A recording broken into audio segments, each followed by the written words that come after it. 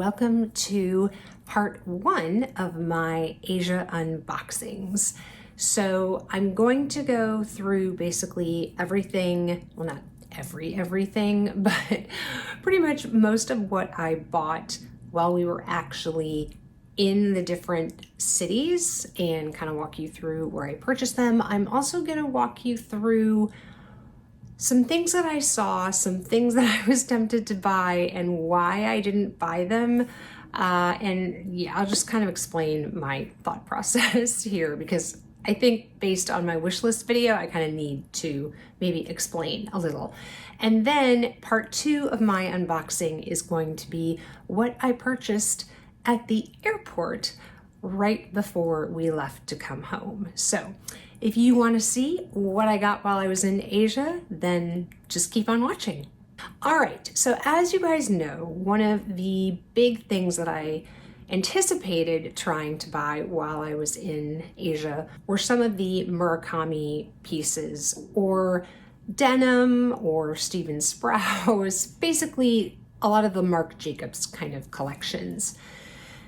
Here is and this is probably a me thing, okay? So there are two kind of things that were at play while I was vintage, pre-love shopping while I was in Asia. So we started out, as you guys know, because you've seen the vlogs, we started out in Tokyo.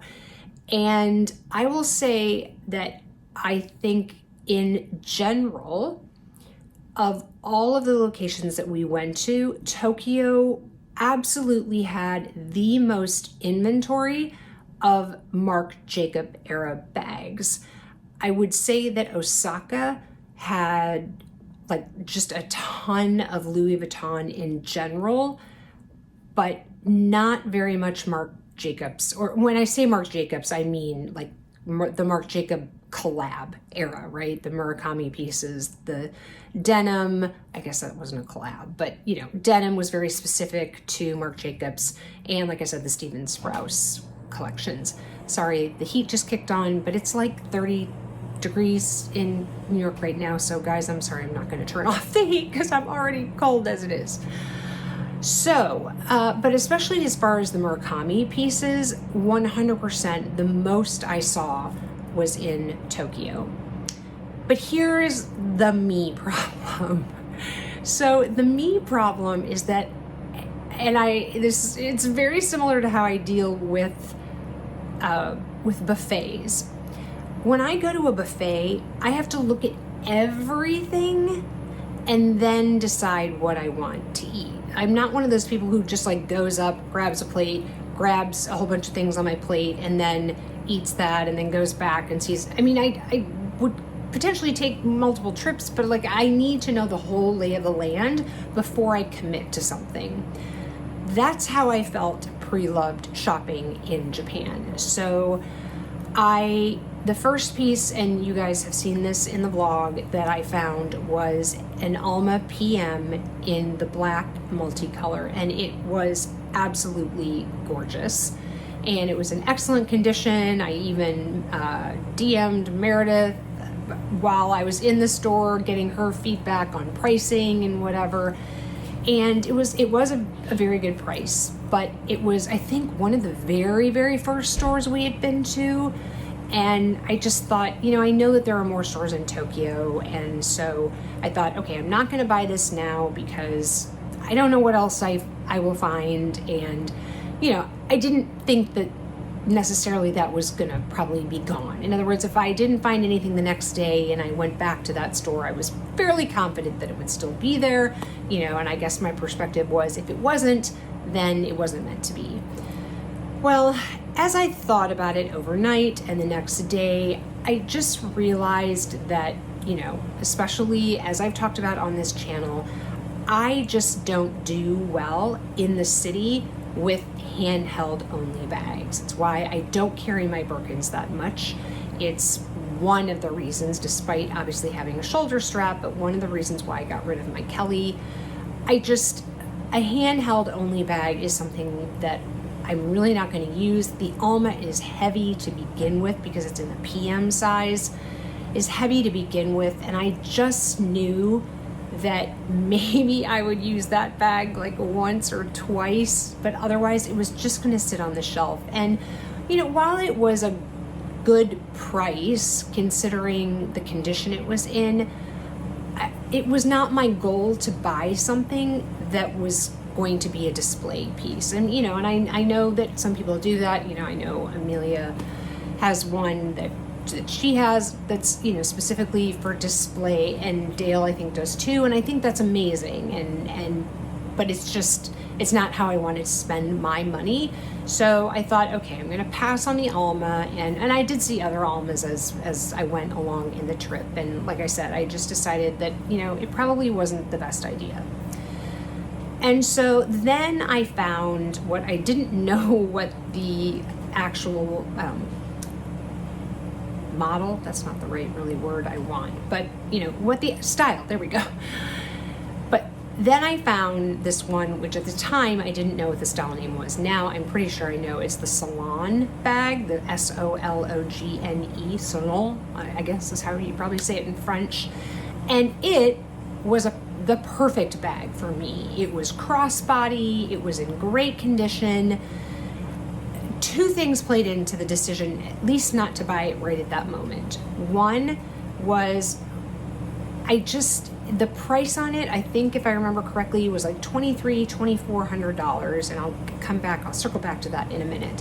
But the other thing was they were really, really rude to David at that store.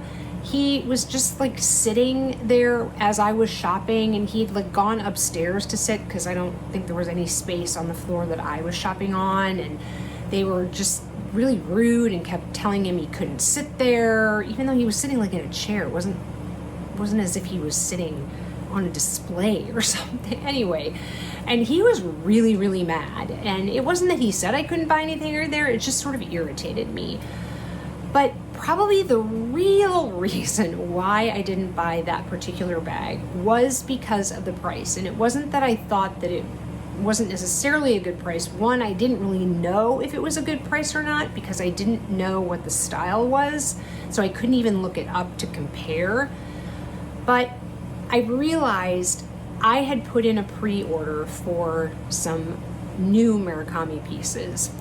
And I realized that one of the bags that I ordered that I really wanted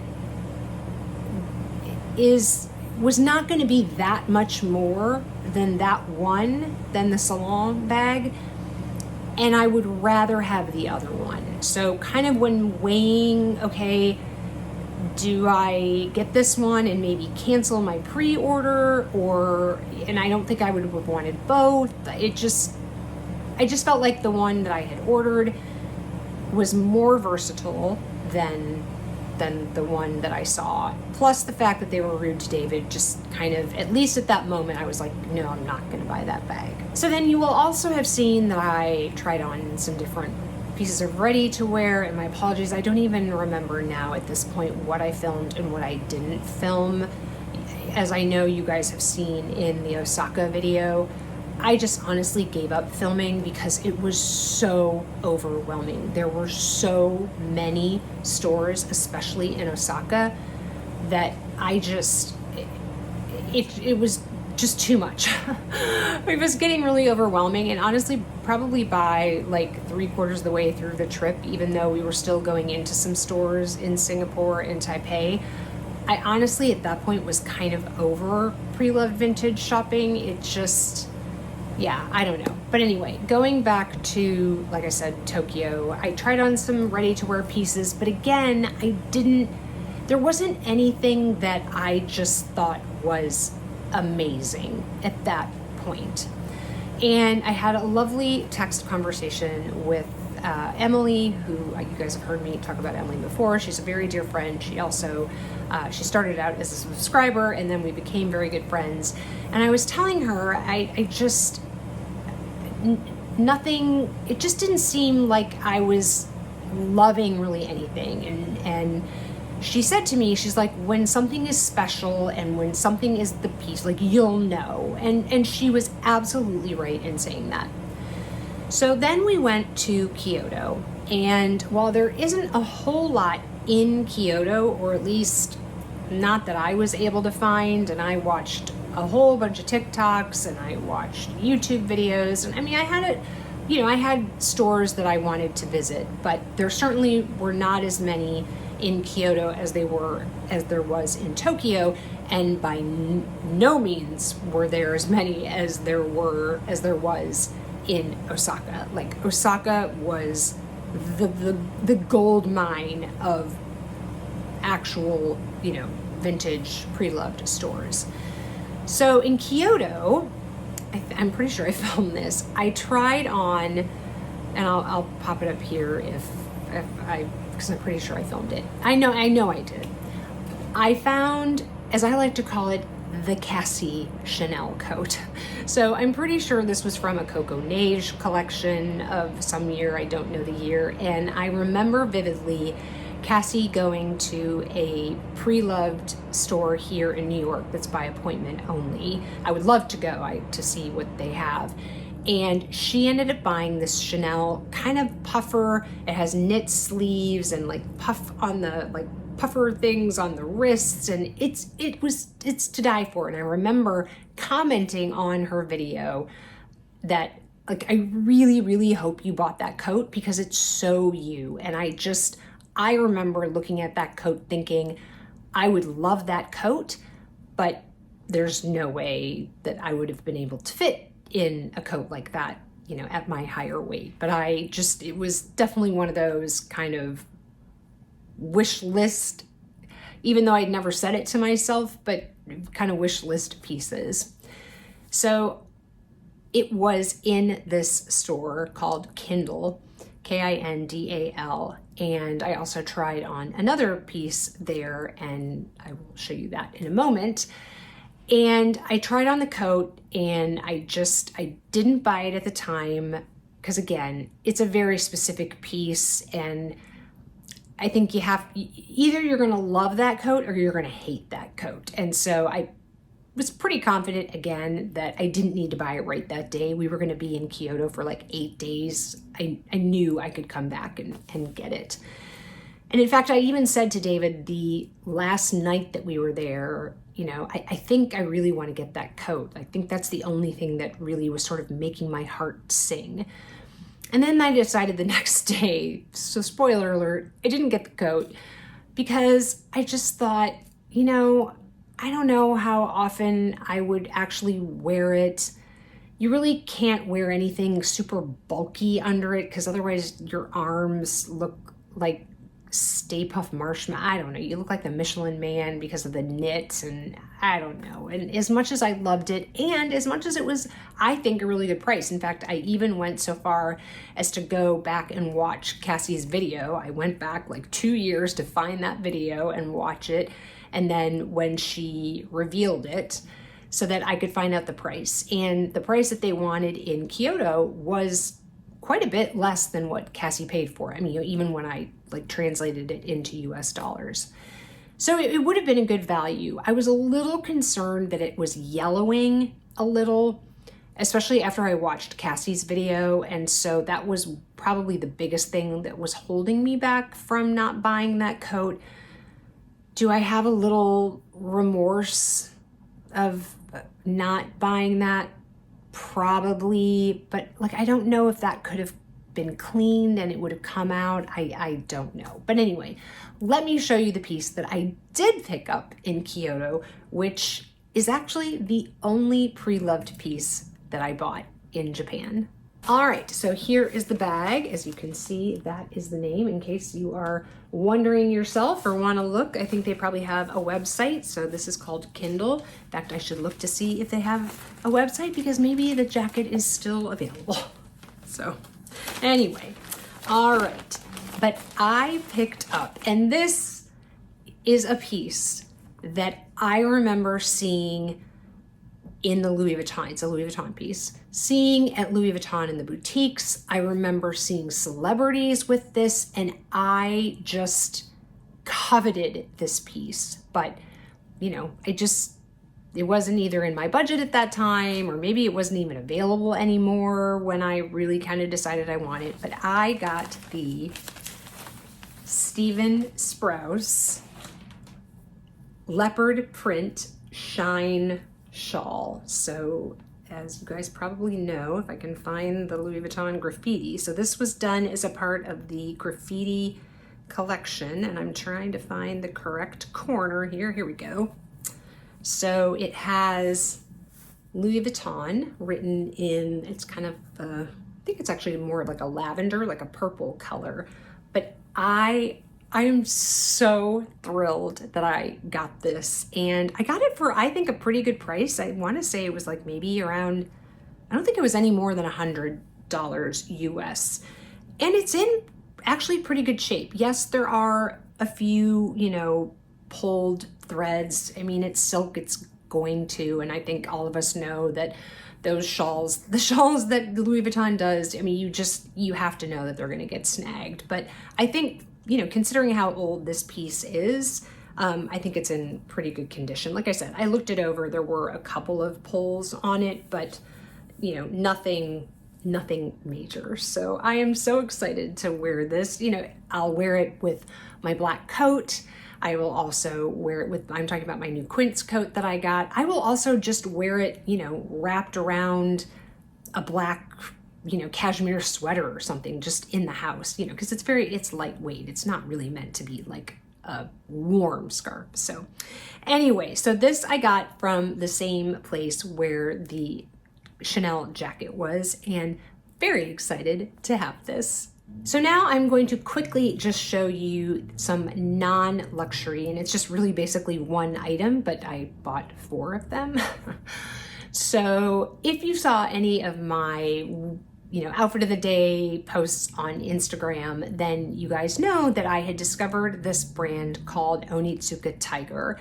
And when I posted about that, Emily, once again, texted me, and she's like, oh my gosh, I love Onitsuka Tiger. I have quite a few pairs, but they have since pulled out of the US market. So you can't get them anymore. So if you want them, you have to buy them like from StockX and other like sneaker resellers at a much, much higher price. So the place to buy them is Japan. And I will say it really is the place to buy them, because we actually looked at the store while we were in Singapore for David, and the same sneakers in Singapore, like, you know, when you converted apples to apples, were about 2.5 times the price of what they were in Japan. So I definitely bought them in the right place. So the first pair I bought, and that you guys saw on my, you know, what I wear outfit of the day, is this pair. And just for me, especially with jeans, and it's just like the perfect shoe for me. So it is kind of like a very, very light taupe, kind of taupey cream, maybe, I guess I would say, very neutral with a navy stripe. And these are in the all leather, and you can obviously tell that I've worn these, and they are so comfortable. They are way more comfortable and have definitely more support than my Sambas. I would say they're probably, maybe even have a little more support than the Gazelles, but definitely more than the Sambas, because I wore my black Sambas one day, like for the whole day, and I could tell a huge difference of how like my feet and my legs felt at the end of that day versus the days that I was wearing my Tigers. So they have this on the back here, so it just says Tiger for Onitsuka Tiger. So my understanding is that that ASICS now owns the Onitsuka Tiger brand, but that it originally, and I'm hoping I'm going to get this right because I may not remember it correctly, but if I remember correctly, the 2 guys that started Nike actually owned Onitsuka Tiger, and they sold it and used that money to start Nike. Correct me if I'm in the comments if I am remembering that incorrectly, but that's the story. So they've kind of, I think, had a resurgence in popularity because of one that I'm going to show you in a minute that kind of went viral when Hailey Bieber and I know some other big like influencer or celebrity wore this pair that I'm going to show you. So then when I was looking at that pair, I was deciding between that pair and another pair. And then when I was looking up something on TikTok, I discovered that that other one that I was looking at, which is the one I'm going to show you, was also kind of a viral and very hard to get sneaker. And that one is this one, which is the silver with the white stripe. This is also in the all leather, and once again has the tab on the back that says Tiger on it. I wore these as well. Again, both of these super, super comfortable. The silver ones, and a lot of their shoes come in two versions that are very similar, yet the footbed part of them are actually different. And the only way you can really tell is based on how the heel looks. Because otherwise they look the same. They're both low profile sneakers like this. And so, yeah, they're like I said, very similar, but they do feel differently on the foot because I tried on both of them, both in the silver and in that other one. And I definitely like this version better. So these, by the way, are all called the Mexico 66 style. So that was the second one I bought. Then, once again, because I was talking to Emily about it, she was like telling me again how much she loved hers. And she's like, oh, and I love the slip-on ones. They're so comfortable and easy. And I'm like, slip-on ones? I didn't see the slip-on ones. So of course, I had to go back to try on the slip-on ones. And when I went to go try on the slip-on ones, I decided that I needed, since they had them, the super viral one, which is the yellow one. And I'll pop up some pictures here of like Hailey Bieber or whatever wearing hers and whoever that other person is. But this one I got actually in, so this one comes in a full leather like that, but they didn't have that one in my size. So I ended up getting this one, which is a combination of suede and nylon. And so this one is, I mean, they're all super lightweight, but you know, this one, I guess, is slightly more lightweight. And as you can see, the difference here is this doesn't have that fold over tongue piece. So like this is a leather piece that folds over. This kind does not have it, but it does have the same footbed. So again, walked a ton in these, super comfortable. And then, like I said, because Emily said the slip-on ones were so great, I had to get a slip-on pair. So I haven't worn these. These are the only ones that I haven't worn yet. So these are in a navy canvas. Again, great for my wardrobe with jeans, etc. And obviously the white stripes, or the white, I don't know, whatever this is, pattern. And then again, it's got this tiger on the back. Now they do make some slip-ons in the leather. I didn't happen to like the way those looked on my feet, so I liked the canvas ones better, and I just thought, you know, this would also be a little more of a variety with the other ones that I got. So that's the way my brain works. So I'm definitely one of those people that if I like something, I will buy it in multiple colors, as evidenced here. So anyway, so this is the fourth and final Onitsuka Tiger tennis shoe that I bought. So the tennis shoes were bought, let's see, these two were purchased in Tokyo. The other two were purchased in Osaka. Yeah, Osaka. And then when we were in, I'm trying to remember where I bought this item. Oh, yeah, no, we were in Singapore. I was trying to remember. Gosh, it wasn't that long ago. I am pre-filming this, by the way, so that I can use these items, but you guys won't probably see it for a while. So anyway, this, in case, I'm sure you guys have already all seen it before, but this is the Louis Vuitton holiday packaging. I was very happy to be able to get this. And so I went into one of the Louis Vuitton stores looking for some other things, of which they had neither. And then this was the third item that I was looking for. It's an SLG, you'll see in a minute here. But I was looking for this and I was just excited because one, you know, it is a little bit less. I should have bought this while I was in Japan because I would have saved the most money buying it in Japan, but like I said, at the time, I wanted to see what my options were. And there were things that were new that I was looking potentially to buy, but only really if I didn't find some great pre-loved vintage things, because that's really, you know, that's the thing, right? I mean, it's definitely cheaper to buy in Europe, and I'll be in Europe next year. But anyway, so this is the little holiday tag that's on there, and I thought this was a very useful item. Ooh, sorry. So this is part of the Color Mania line, and you guys know I love the Color Mania line, and I got from that, just want to make sure this is the right way. Oh, this is the card. I got the Louis Vuitton card. What is the official name here? Is it on here? No. So, no, this is just the thing.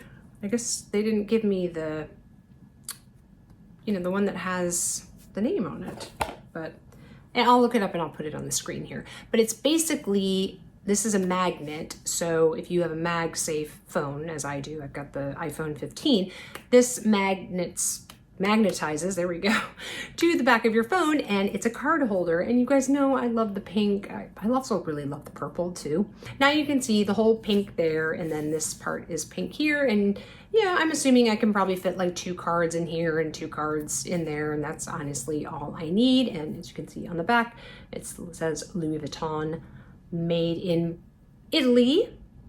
So that is what I got from Louis Vuitton in Singapore. So the final item in this haul is from Fendi. Now this piece, because it was big enough and the box was big enough, and unfortunately Fendi boxes do not break down or fold flat like the Loewe boxes or like the Louis Vuitton boxes, I did not want to bring that packaging back. So I will insert the official, I guess, unboxing that I did in our hotel room in Singapore here for you to watch. Hey guys, so I am filming this in Singapore because we are getting ready to pack and head back to the United States, and I cannot take this particular packaging with me. So let's do a little unboxing, and then you'll see the reveal when I do my haul back at home. So anyways, you can see there's a little festive ribbon on here for the holidays. I don't think that Fendi does like holiday packaging per se. I do have sort of holiday, I don't know, holiday tag on one of the other items that I have, not from Fendi. So let's take out the box, and here's my receipt and my